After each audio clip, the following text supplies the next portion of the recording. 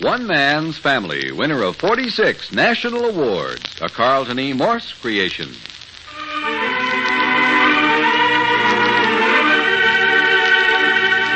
One Man's Family, now in its 26th year, is dedicated to the mothers and fathers of the younger generation and to their bewildering offspring.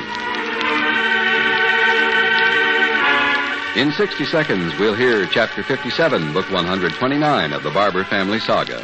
But first, hear this. Get the picture. If you're interested in continuing your studies in algebra, English, American history, psychology, or any other high school and college courses, there's a wonderful opportunity waiting for you. USAFI now offers courses not only by correspondence, but also on film. Yes, that's right. You can now continue your education through USAFI's telecourses. These courses are offered in series of from 12 to 20 half-hour films and are presented by well-qualified high school and college teachers from Michigan State and Pennsylvania State Universities, the University of Wisconsin, and the Pittsburgh Public Schools. Take advantage of this tremendous opportunity. See your education officer for details. Then enroll with USAFI. And let a telecourse be your guide.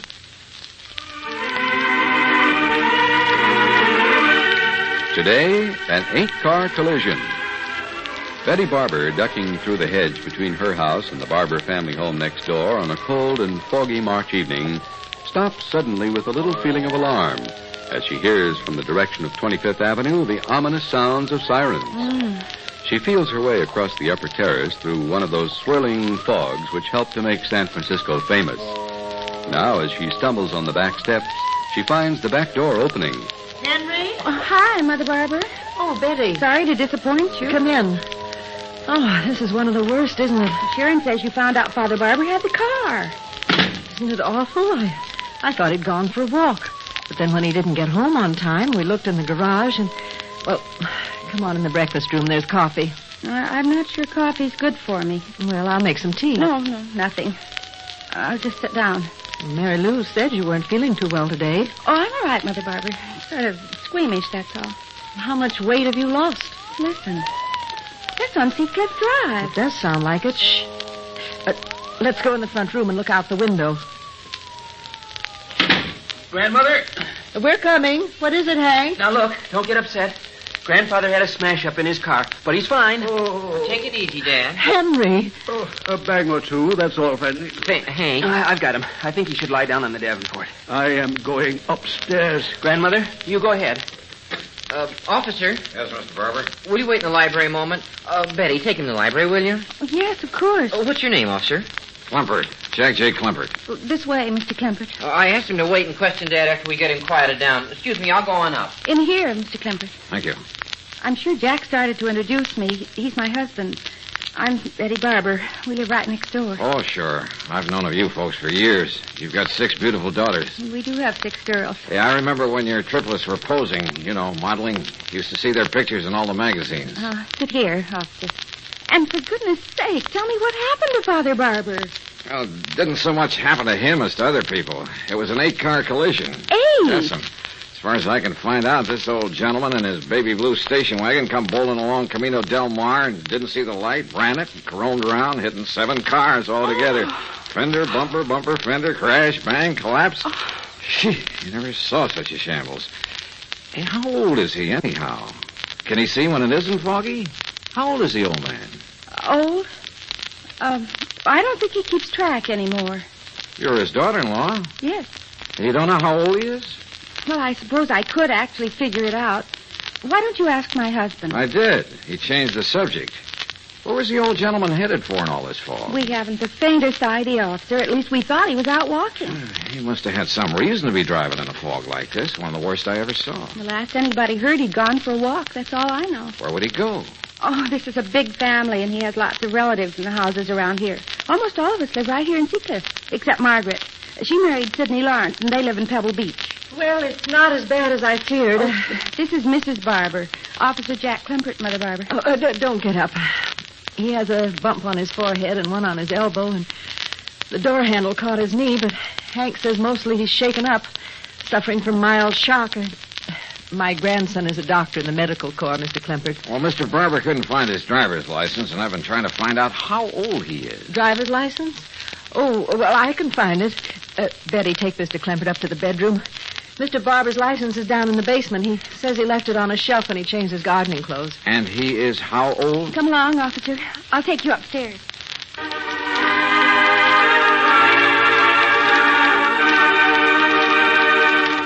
We'll return in just a moment to One Man's Family. Let's take a moment to think of the world we live in, of just how small it really is. This being the age of science and speed, imagine that you're about to take a fast trip to the kingdom of Saudi Arabia in the Middle East. You'll be transferred literally into another world, not only geographically, but also religiously. For the most part, it is a barren desert of terrifically hot days and equally cold nights. But it is a land rich with its yield of oil, so vital to the lifeline of American industry and industry the world over. As for religion, most of the people of the Middle East are Muslims, as followers of Islam are called.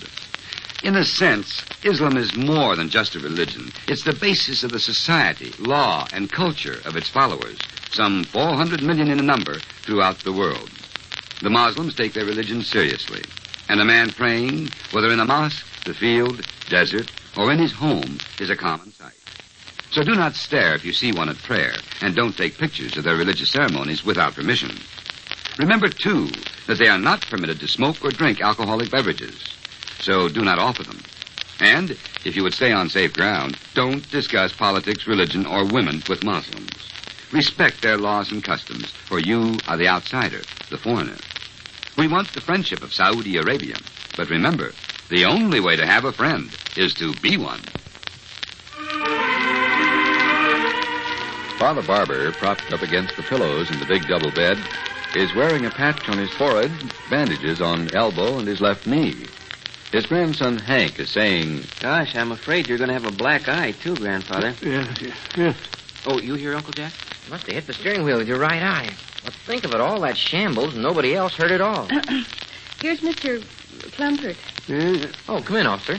Thank you. Hank, I don't know if I'm well enough to answer many questions. I think you'd better, Grandfather, while the details are fresh in your mind. Say, I've been asking people, how old are you, Mr. Barbour? Why don't we go out, Hank? You won't need us. No thanks. Go on. Well, I'd better stay, Aunt Betty. Where is Fanny? She went down to the basement to try to find your driver's license. Yeah.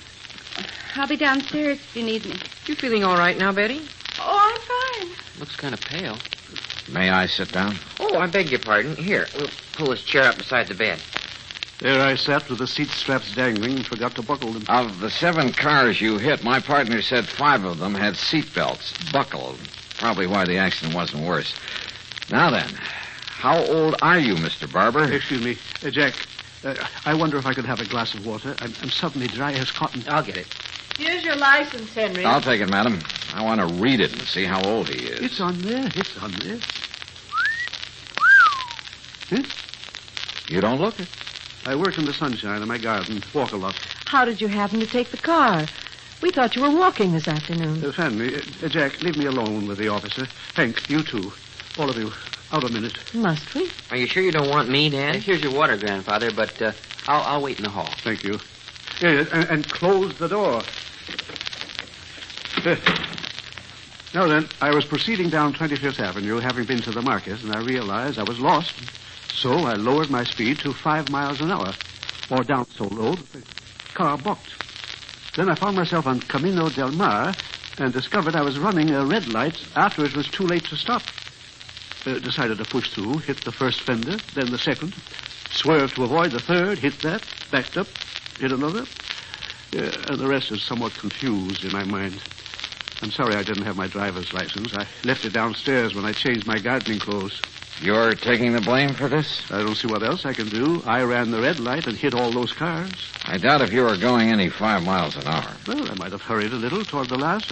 I was eager to get home. We're going to have a surprise party here tonight, and I'm the only one who knows it. Any further questions, officer? A good many. We'll start at the beginning and work on through. Yeah, make it quick. I've got to get ready. Some of my family are arriving unexpectedly from quite some distance away.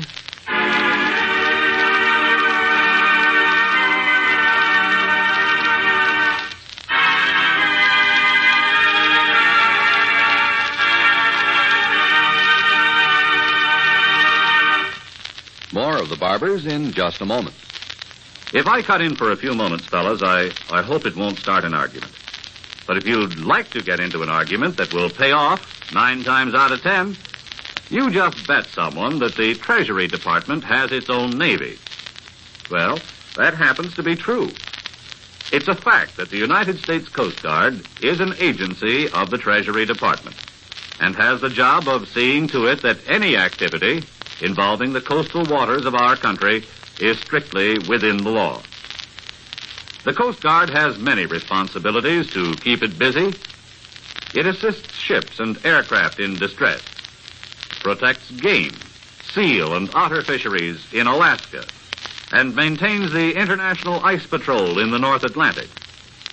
It operates lighthouses, light ships, beacons, and other aids to navigation, and removes wrecks and other floating dangers. In addition, the Coast Guard enforces laws and regulations relating to customs, navigation, neutrality, immigration, and quarantine. All peacetime jobs under the supervision of the Treasury Department. During wartime, however, the Coast Guard is attached to the United States Navy and acts directly under that branch of our military service. But whether it operates under the Treasury Department or the United States Navy, the Coast Guard is a mighty bulwark in the protection and defense of our country. Hank, sitting on the stair railing, one leg dangling, is glancing through a magazine, waiting for the officer to finish questioning Father Barbour, when from the library... Hey! Oh, Betty, watch out. I'll be all right. What is it, Uncle Jack? Come on down here to the library. Coming. Hey, what's going on? I'll be all right, Jack. Holy cow, Hank, Betty keeled over. I did not. I just felt a little tiny bit faint. Take your pulse. She was sitting here in the Davenport talking, and she started to topple. Betty Carter Barbour. Don't tell me you're... Oh, no. No, it's nothing of the sort, Mother Barbour. Oh, golly, no. Fanny? Fanny? Yes, Henry? Visitors coming. Visitors coming. Go to the front door. Oh, for goodness sake, what an afternoon. Yes, I'm coming. Jack, you'd better take her home. There's going to be a lot of excitement. Why, Margaret, what a wonderful surprise. One Man's Family, which comes to you Monday through Friday, is written by Harlan Ware and directed by Carlton E. Morse. This program has been selected to be heard by our armed forces overseas through the worldwide facilities of the Armed Forces Radio Service. In Chapter 57, Book 129, The Truth About Andy. One Man's Family, winner of 46 national awards, now in its 26th year, is a Carlton E. Morse production and comes to you from California.